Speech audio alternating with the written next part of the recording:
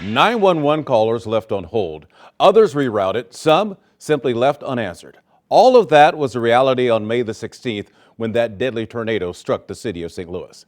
Tonight, 5 on your side's Brent Solomon looks into the surge of 911 calls on that afternoon and whether there is a need to take a new approach to keeping people safe.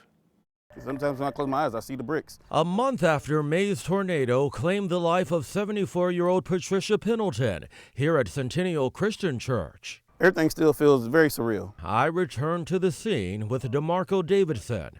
He's one of 3 people inside when the EF3 tornado struck. Then some of the walls in the church actually started vibrating violently. So we were upstairs, we fell downstairs. Surrounded by rubble, somehow he still had his phone in hand.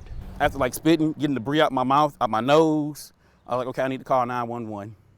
I called 911 and it said, thank you for calling the 9-emergency hotline. If this is an emergency, please hang up the call 911. So like maybe I dialed the wrong number. So I hung up, called 911 again, and it said the same thing. He was able to reach friends and family who also called for help. A friend soon arriving with a chainsaw. First responders eventually arrive after navigating treacherous conditions. We have multiple power lines, poles broke. We had a building collapse next to the engine house. Multiple trees down on Page Avenue. That's good. Power's out to the entire area. Listen how quickly things escalated. The streets are impassable in most locations, and we have multiple gas leaks and power lines down. With so many people trying to reach 911. We have one injured civilian on the fourth floor. We're going to need somebody to fill in for us on that Kensington run. All companies stand by. All companies stand by. We're going to need a medic unit. Urgent. From an off-duty firefighter called me on the cell phone. He couldn't get through to you. There's a fire in the 4300 block of John. Did they say what kind of fire, Chief? Okay. He said fire in the building. Fire in the building. Thank you, Chief. 806, no squad available. Paul Rauner is with Siren GPS, a company that compiles 911 data primarily to notify schools. If you look at the first hour from 2:30 to 3:30, the call volume for East Central Dispatch, which is immediately west of the city in the path of the tornado, they were up 5 times their normal volume for that first hour. The city of St. Louis was at least double. Here's a look at the numbers his company pulled for area dispatch centers. On May 9th, between 2:30 and 5 p.m., 374 calls. During that same time period, on May 16th, 692 calls. Then, a week later, back to normal with 316 calls.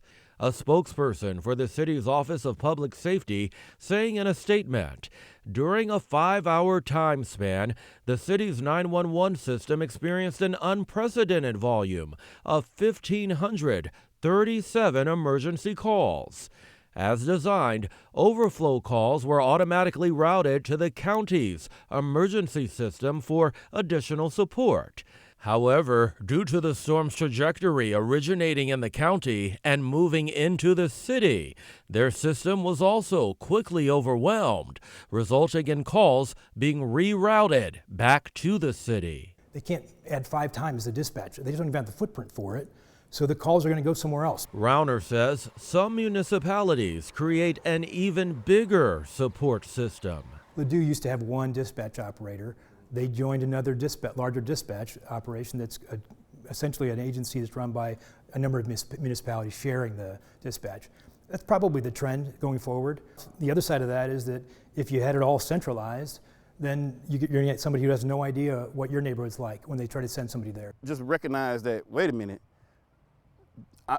now calling 911 is not going to get us out of here. Davidson supports any plan that would get a quicker response when you need 911.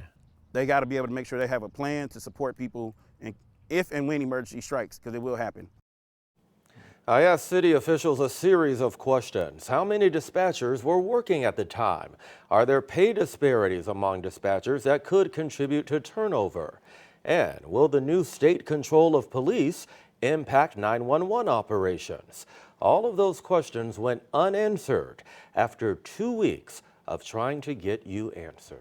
All right, so Brent, obviously we're not the first city in America that's had to deal with some disasters. Have city leaders here reached out to other places to get a better idea of what they're doing and how it could possibly help us out? Well, the city's response was just what you saw, but they told me they are looking at making some improvements by reviewing operations and collaborating. But I can tell you this.